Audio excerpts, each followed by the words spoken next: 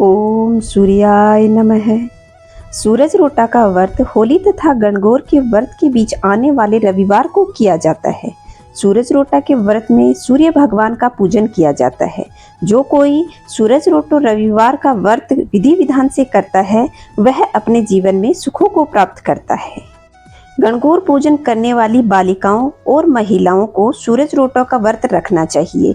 पूजा करने के बाद सूर्य भगवान व विनायक जी महाराज की कथा सुनी जाती है। भोजन में रोटा खाते हैं जिसे झूठा नहीं छोड़ा जाता। इस दिन नमक भी नहीं खाया जाता और व्रत खोलने के लिए सूर्य छिपने से पहले भोजन किया जाता है। और संपूर्ण जानकारी मैंने चैनल पे उपलब्ध करवा दी है कि किस विधि से आपको रोटा बनाना है, कौन कौन सी सामग्री आपको पूजा के लिए चाहिए और किस विधि से पूजा करनी चाहिए। इसका लिंक मैं डिस्क्रिप्शन बॉक्स में दे दूंगी और आई बटन में भी इसका लिंक उपलब्ध हो जाएगा। आप वहां से भी जानकारी प्राप्त कर सकते हैं। आइए दोस्तों, आज जानते हैं सूरज रोटा व्रत की कहानी। किसी गांव में एक माँ और उसकी बेटी दोनों सूरज जी का व्रत किया करती थी। एक बार सूरज रविवार व्रत वाले दिन माँ बेटी से कहकर कि मैं किसी काम से बाहर जा रही हूँ, तू रोटा बना लेना। एक छोटा रोटा तेरे लिए और एक बड़ा रोटा मेरे लिए बना लेना, जो हम पूरा पूरा खा सकें, क्योंकि रोटा तो झूठा नहीं छोड़ा जाता। रोट के आटे में नमक मत डालना, क्योंकि यह अलूना ही बनाया जाता है। इतना कहकर माँ चली जाती है। बेटी रोटा बनाने लगती है। तभी सूरज भगवान साधु बाबा का वेश बनाकर वहां आते हैं और भिक्षा मांगने लगते हैं। लड़की ने कहा, मेरी माँ का रोटा तो बन गया है, पर मेरा रोटा अभी बना रही हूँ, बन जाएगा तो मैं आपको दे दूंगी। बाबा ने कहा, जो रोटा बन चुका है उसी में अभी दे दे, वरना मैं चला जाऊंगा। लड़की ने माँ के रोटे में से कुछ टुकड़ा तोड़कर दे दिया। जब माँ वापस आई तो माँ बहुत नाराज हुई और बोली, दिए बाई दिए दे, रोटा मायली कोर दे, महारो दे पर पूरो दे। हे लड़की, मेरी रोटी का टुकड़ा मुझे दे दे, मेरी रोटी मुझे साबुत दे दे। वह लड़की को मारने लगी। बेटी मार से बचने के लिए वहां से भागकर जंगल में चली गई और बड़ के पेड़ पर चढ़कर बैठ गई। सूरज भगवान ने सोचा, बेचारी लड़की को मेरे कारण घर से निकलना पड़ा, इसलिए इसकी रक्षा तो मुझे ही करनी पड़ेगी। सूरज भगवान रोज उसके लिए चूरमे का एक लड्डू और एक लोटा पानी भेज देते थे। लड़की मजे से खाकर वहीं बैठी रहती। एक दिन राजा शिकार खेलते हुए इधर से निकल रहा था। थकान मिटाने के लिए उसी पेड़ के नीचे आराम करने रुक गया। राजा ने अपने सेवक से कहा कि प्यास से जान निकली जा रही है, चुल्लू भर पानी मिल जाता तो प्राण बच जाते। पेड़ पर बैठी लड़की ने यह सुन लिया और उसने चुल्लू भर पानी डाल दिया। राजा ने पानी पी लिया। राजा ने कहा, अरे सेवक, आधी जान तो बच गई, थोड़ा पानी और मिल जाता तो आधी जान और बच जाती। यह सुनकर लड़की ने फिर एक चुल्लू पानी डाल दिया। राजा ने पानी पी लिया और राजा को आश्चर्य हुआ। उसने अपने सेवक से कहा, ऊपर अवश्य कोई है, तू ऊपर चढ़ और देख कौन है। सेवक ऊपर चढ़ा तो लड़की देखी। लड़की ने कहा, भैया तू ये स्वादिष्ट लड्डू खा ले और पानी पी ले, पर राजा को मेरे बारे में मत बताना, कह देना ऊपर कोई नहीं है, पता नहीं राजा मेरे साथ कैसा व्यवहार करेगा।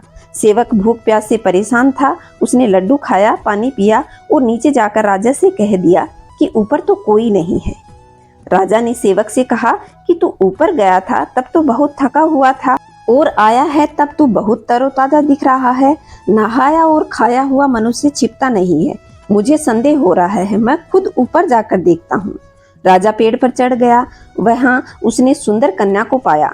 राजा ने कहा, डरो नहीं, तुम बहुत सुंदर हो, मेरे साथ चलो, मैं तुमसे विवाह करना चाहता हूँ। लड़की राजा के साथ चली गई और राजा ने उसके साथ विवाह कर लिया।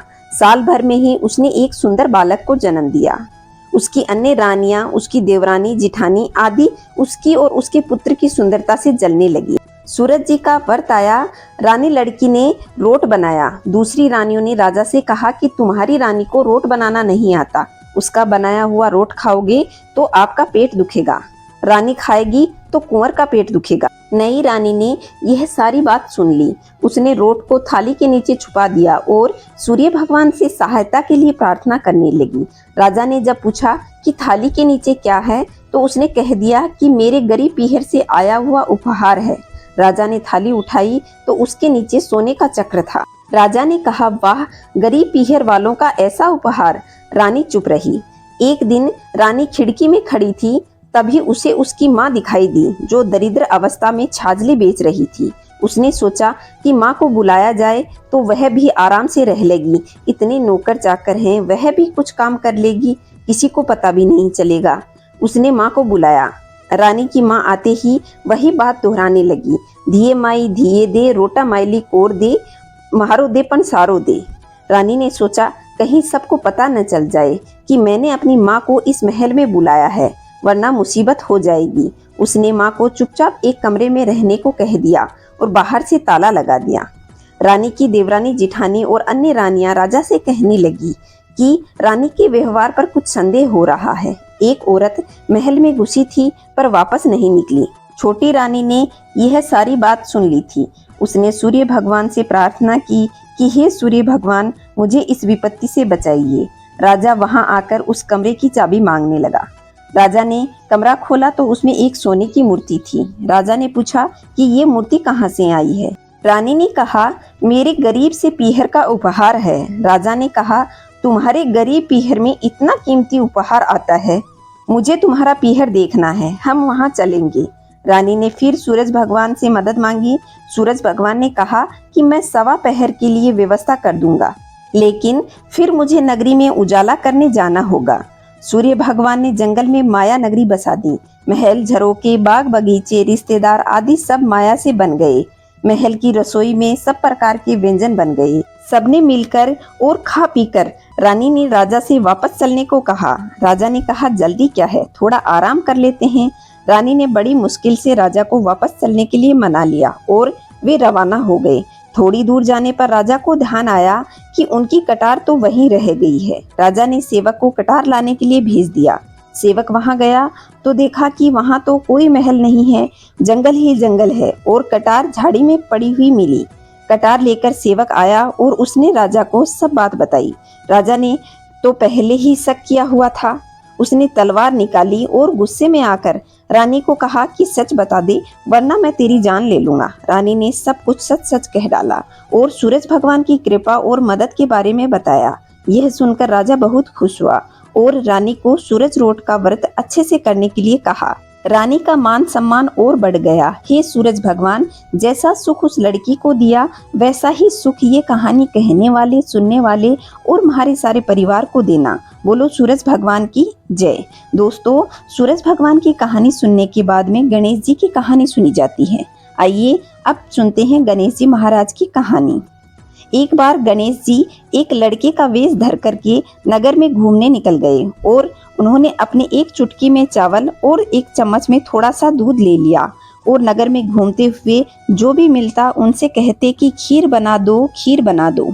लोग उनकी ये बात सुनकर हंसते और कहते, इतने से चावल दूध में कोई खीर बनती है क्या? तभी गणेश जी को एक बूढ़ी अम्मा मिली। उन्होंने कहा, आजा बेटा, तुझे मैं खीर बना देती हूँ। गणेश जी उसके साथ चले गए। बूढ़ी अम्मा ने चावल और दूध लेकर एक छोटे बर्तन में चढ़ा दिया। दूध में ऐसा उफान आया कि बर्तन छोटा पड़ने लगा। बूढ़ी अम्मा को बहुत आश्चर्य हुआ, कुछ समझ नहीं आया और बूढ़ी अम्मा ने घर का सबसे बड़ा बर्तन चढ़ा दिया। वह भी खीर से पूरा भर गया। खीर बढ़ती ही जा रही थी और उसकी खुशबू चारों तरफ फैल रही थी। खीर की मीठी मीठी खुशबू आने के कारण अम्मा की बहू के मुंह में पानी आ गया। उसकी खीर खाने की तीव्र इच्छा हुई। उसने एक कटोरी खीर निकाली और दरवाजे के पीछे बैठकर बोली, हे गणेश जी, तू भी खा ले और मैं भी खा लूं। बूढ़ी अम्मा बाहर बैठे गणेश जी को आवाज लगाने लगी, बेटा, तेरी खीर तैयार है, आकर खा ले। गणेश जी बोले, अम्मा, तेरी बहू ने भोग लगा दिया है और मेरा पेट भर गया है, खीर तू गांव वालों को खिला दे। बूढ़ी अम्मा ने गांव वालों को निमंत्रण दिया।